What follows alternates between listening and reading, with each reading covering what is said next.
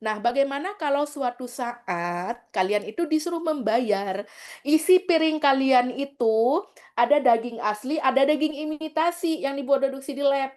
Daging imitasi yang diproduksi di lab, pajak karbon piring makan kalian itu Rp0 misalnya. Kalau kalian pakai daging beneran nih, daging yang dari hasil ternak yang disembelih, nah itu bayar pajaknya itu 1 juta per piring. Bagaimana menurut kalian? Coba teman-teman, kita diskusi. Cowok-cowok juga nggak apa-apa, biar aja yang cewek-cewek hanya mendengarkan aja. Bagaimana? Kalau kalian disuruh bayar lebih mahal karbon, kalian dikenakan pajak karbon nih kalau makan ternak beneran dengan makan ternak imitasi nih, daging imitasi di lab. Kalian disuruh bayar karbonnya lebih mahal. Daging imitasi di lab zero karbon. Misalnya dia bilang kalian nggak usah bayar pajak karbon. Kan sekarang udah mulai kan kita disuruh bayar pajak karbon kan. Nah, nanti pajak karbon kalau udah nyampe ke individu, ke per orang, menurut kalian nih, piring kalian tuh isinya tuh ada daging ayam dipelihara di peternakan, daging, sapi dan semuanya. Ada juga tuh teman kalian makannya salah satunya dia nggak mau bayar pajak karbon, dia ambil daging yang tidak ada pajak karbonnya, ya daging yang diproduksi di lab. Nah, kalian itu akan seperti apa reaksinya kalau disuruh bayar seperti itu? Tidak usah Jadi makan daging. Oke, tidak usah makan daging, ya itu udah ada tuh saya chat memilih jadi vegan, Bu. Saya jadi vegan aja, Bu. vegan. Nah, sekarang kita cek lagi. Kalau misalnya kita vegan aja, sementara tubuh kita, kerusakan sel tubuh kita itu paling cepat di recovery itu adalah dengan protein. Benar nggak? Ya, Bu. Tinggi Benar. protein.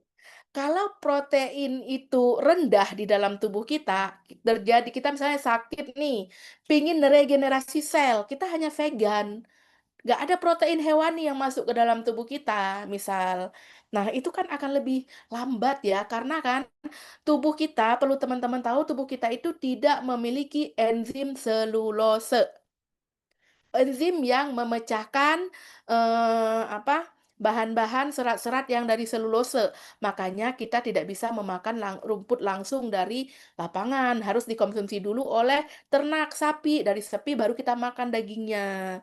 Nah, makanya sering sekali kita, maaf, kalau kita makan kangkung keluar lagi kangkung, ya seperti itu ya. Nah, terus teman-teman, kalau misalnya Eee, okelah kita lari ke vegan aja lah ya. Tapi kan kadang-kadang kita juga pengen ya sekali-kali kadang kangen daging, kangen A, kangen B. Nanti silahkan teman-teman berpikir, ke arah mana nanti pajak karbon kita akan bermuara, oke? Nah ini kalian udah tuh ke depan tuh kita akan ini, tadi ada hubungannya dengan yang Ramadan tanya tadi, bagaimana dengan MBG kita? Nah kita cek nih, kita cek, kenapa sih harus ada pajak karbon?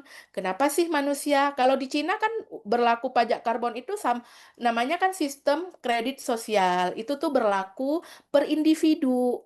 Nah, terus di luar juga sudah berlaku, saat orang kita makan, itu isi piring kita di-scan, berapa karbon yang kita konsumsi. Yaitu, semakin banyak karbon di dalam piring itu, semakin mahal yang kita bayar. Itu namanya pajak karbon yang di kita juga kayaknya kalian udah terbiasa ya, kena pajak karbon sekian, pajak karbon, ya itulah. Nah, terus sekarang kita lanjut nih. Saya setuju dengan pendapat kalian tadi sebagai seorang teknologi pangan, tapi teknologinya juga kita harus batasi. Jangan juga kita banyak mengkonsumsi produk-produk yang imitasi, produk-produk imitasi food, yang sepertinya salah satunya ini. Nah, jangan sampai ini menjadi produk MBG ke depannya. Nah, terus kita lihat di negara-negara luar, bagaimana reaksinya tentang pangan yang kehalalan ini yang tadi kalian udah sepakat bahwa ini tidak halal, tidak haram. Kenapa kita bisa bilang tidak halal, tidak haram? Kita tidak tahu sel apa yang diambil untuk ditumbuhkan dagingnya ini.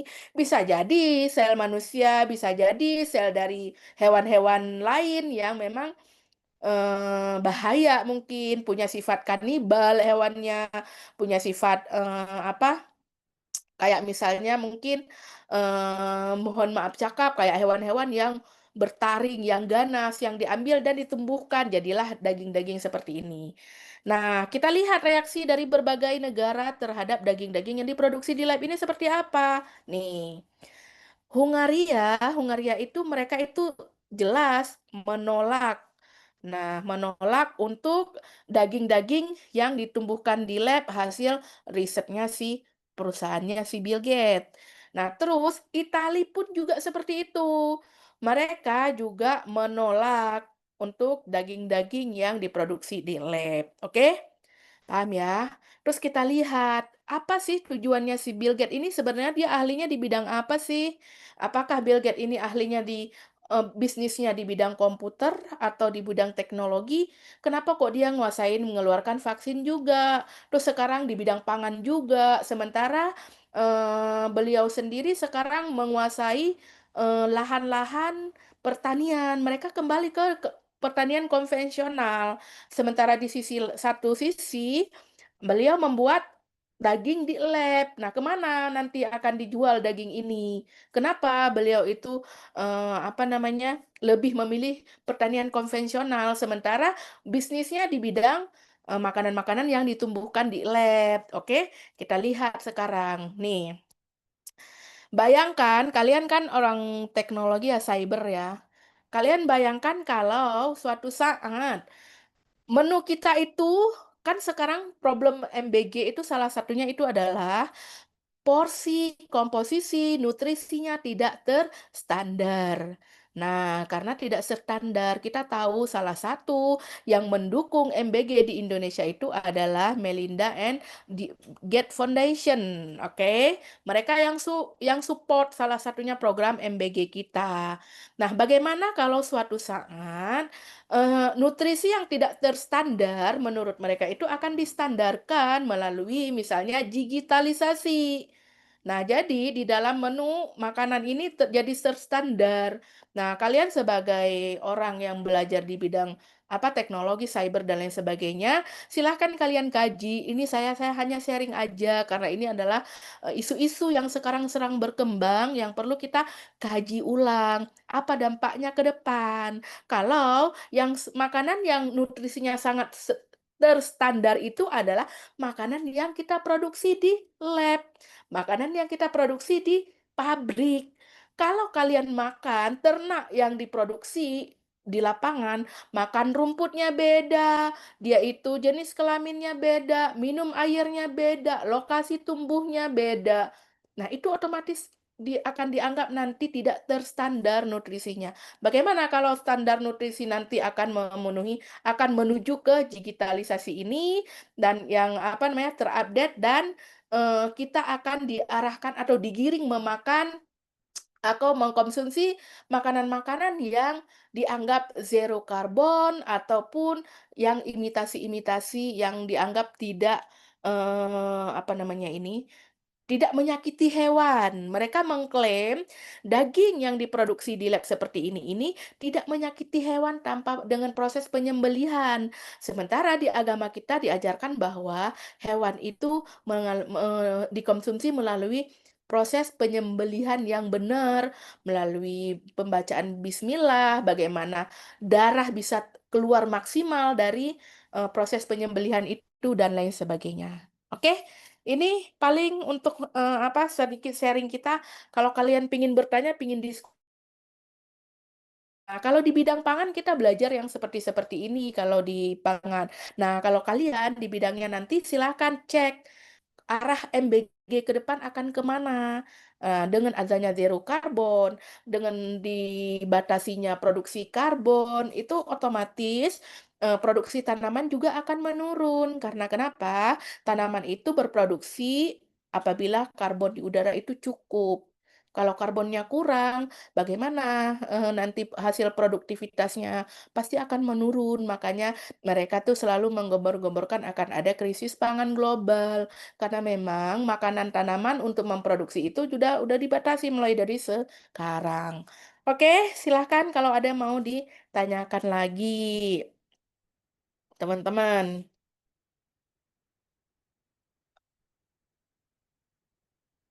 Sudah cukup? Nggak ada yang mau didiskusikan lagi kah?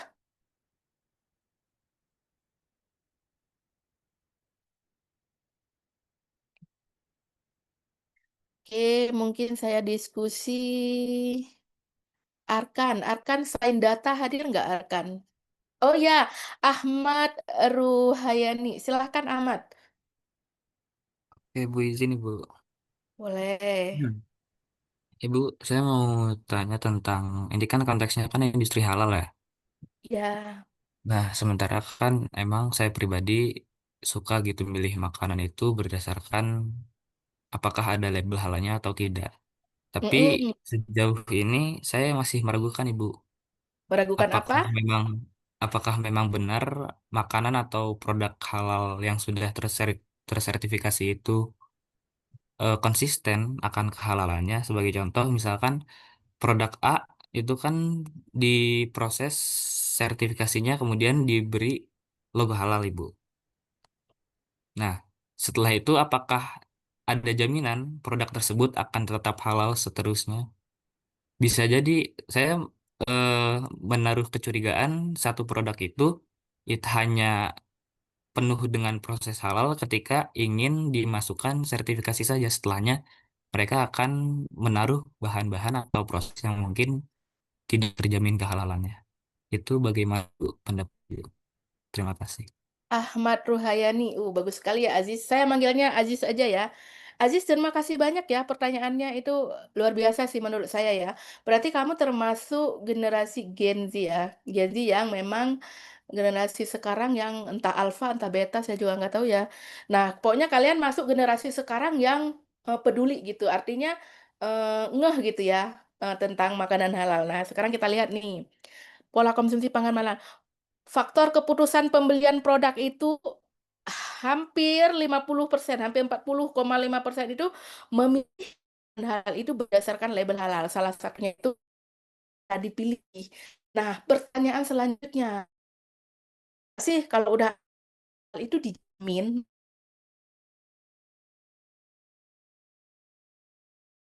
pertama itu kalau logo halal produksi otomatis sudah proses audit.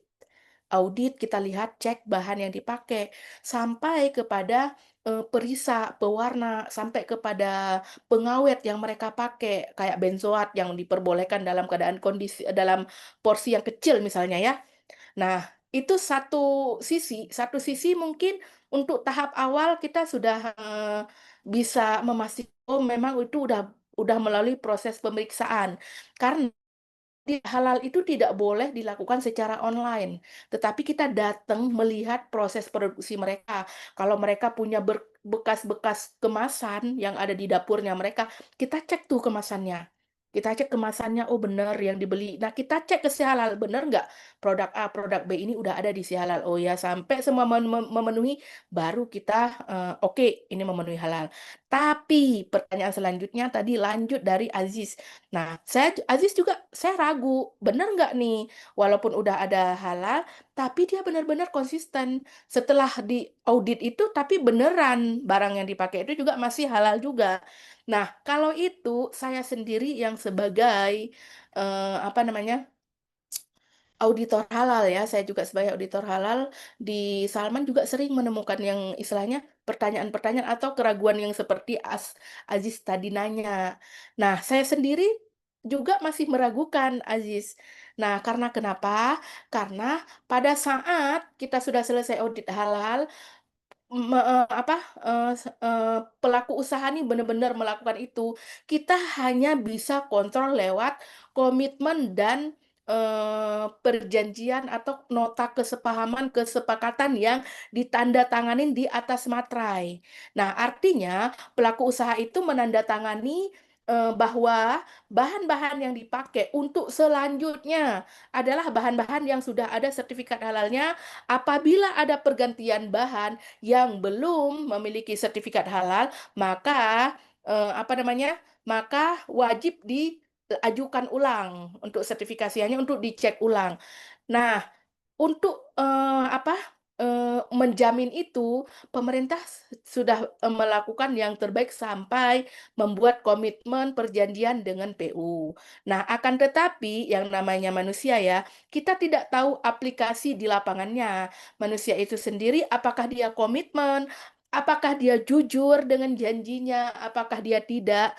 Terus terang saya juga tidak bisa menjamin itu untuk, Aziz. Tapi kalau sudah melalui proses, sertifikasi asal itu udah keluar, itu sudah dicek ke lapangan, sudah dicek sampai ke bahan, sampai ke garam yang mereka pakai itu garam merek apa, berapa jumlahnya, dan lain sebagainya, kita udah tahu. Nah, tapi untuk selanjutnya, mungkin begitu dia mau beli produk A, nggak ada, dia ganti aja ke produk B tanpa konfirmasi. Nah, itu kita tidak bisa jamin. Oke, mungkin begitu, Aziz.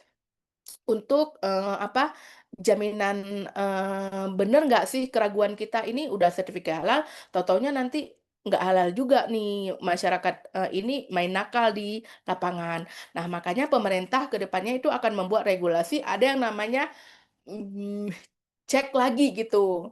Jadi nanti ada yang namanya sidak. Kalau misalnya setahun sekali atau 6 bulan sekali, sidak ke PU mana nih secara random. Ngecek lagi, bener nggak tuh? Tanpa pemberitahuan, tapi dicek lagi, bener nggak dia konsisten. Untuk menjamin yang seperti tadi yang Aziz ragukan. Oke? Mungkin begitu ya Aziz ya?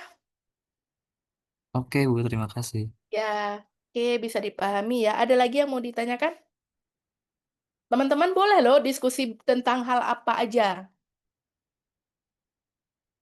Tentang, apa namanya, isu-isu makanan sekarang mungkin ada yang namanya, isu makanan yang dari daging, manusia atau apapun boleh, selama saya mungkin, tahu, sedikit tahu, saya akan sharing, kalau saya nggak tahu mungkin kita akan cari tahu sama-sama nantinya.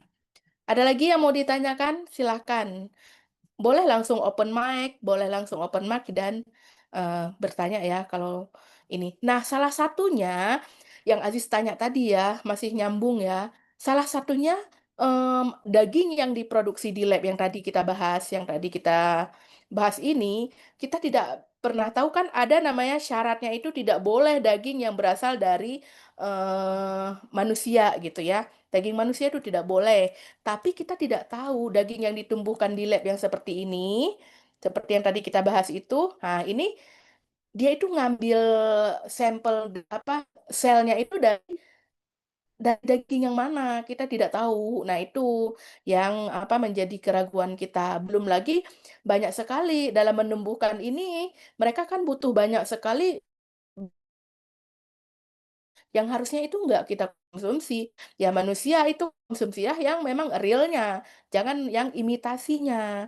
Nah, jangan-jangan nanti ke depan kita udah nggak bisa akses nih ke daging-daging yang bener real dipelihara oleh, peternak kita. Nah, karena saking mahalnya udah nggak kebeli, yang kebeli mana? Ya daging siap ini mungkin, tahu ke akan seperti apa. Oke, ada lagi yang mau ditanyakan? Ini, berhubungan juga dengan yang Asmi tanya tadi ya. Halal itu bukan hanya tentang, labelnya aja, tetapi itu adalah komitmen. Nah, saat PU dengan, pemerintah udah sepakat mengeluarkan harus komit. Nah, harus menjaga kepercayaan masyarakat. Oke, ada lagi yang mau ditanyakan? Boleh langsung.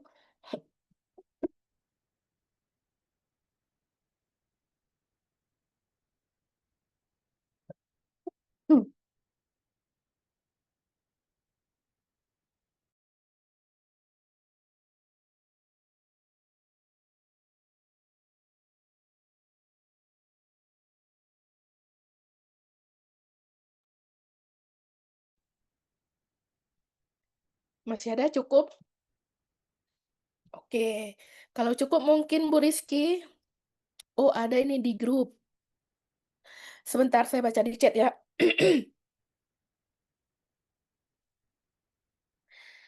Untuk kasus makanan yang awalnya halal, tiba-tiba muncul konfirmasi tidak halal. Lalu setelah beberapa waktu mengeluarkan konfirmasi kalau makanan tersebut halal. Ini bagaimana? Oke. Ini dari Dianova, ini juga kasus yang sering terjadi di apa namanya di kita lah ya di Indonesia. Tadinya itu udah ada sertifikat halalnya, tahu-taunya ditemukan ada DNA babi pada produknya. Nah, ini perlu dipertanyakan, apakah waktu istilahnya ngecek itu dia itu mungkin sertifikasi halalnya itu proses pengurusannya itu harus sampai ke uji lab. Nah, bisa jadi itu tidak diuji lab atau mungkin ada kenakalan-kenakalan dari PU sendiri, pelaku usaha sendiri. Dia itu mengganti bahan baku dalam pembuatan produknya itu tanpa konfirmasi. Nah, untuk Dela biasanya kasusnya seperti itu, Del. Marshmallow misalnya ya. Kalau marshmallow itu kalau udah ada yang halal, tahu-taunya jadi tidak halal, cek dulu.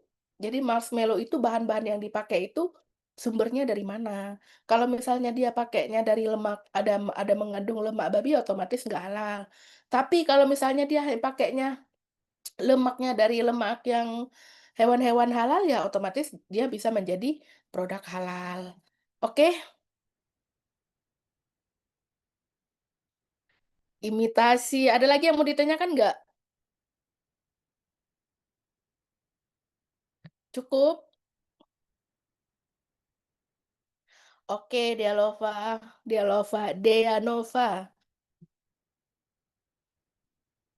Ada yang mau didiskusikan lagi, Mangga?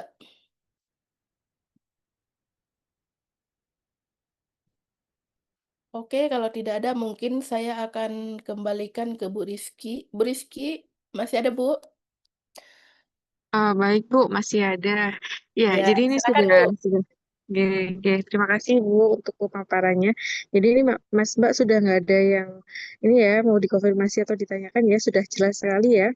Jadi kalau Iya. dilihat dari materinya juga sangat runut ya Bu Heri ya. Jadi kami yang eh, tidak tahu maksudnya itu mungkin pengetahuan kami sedikit dijelaskan dari awal sampai akhir itu jadi paham. Jadi memang peluangnya sangat banyak sih kalau memang teman-teman dari data scientist mau fokus ke masalah industri halal ya karena kan nanti tadi ekosistemnya rantai pasokannya kan panjang sekali gitu ya dari mulai dari produk kemudian distribusi apa hasil Mhm. produksinya dicek quality quality controlnya kan maksudnya itu rantainya itu panjang dimanapun ada kesempatan untuk seorang data scientist berkecimpung di sana begitu. Jadi terima kasih banyak Ibu Khairia atas ilmu yang sudah dibagikan pada sore hari ini.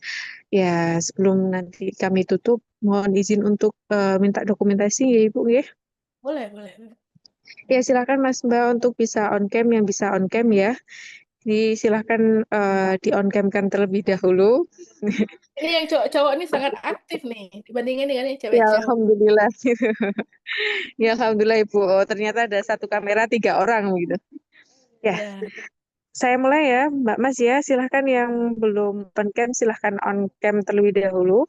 Saya hitung untuk halaman pertama.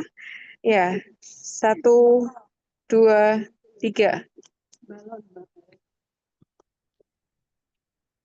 Sebentar Bu, maaf sebentar.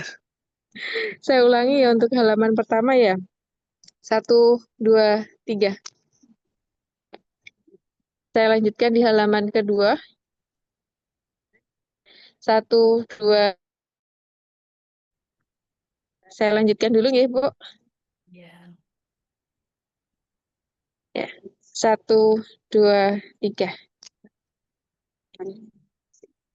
Ya, baik sudah.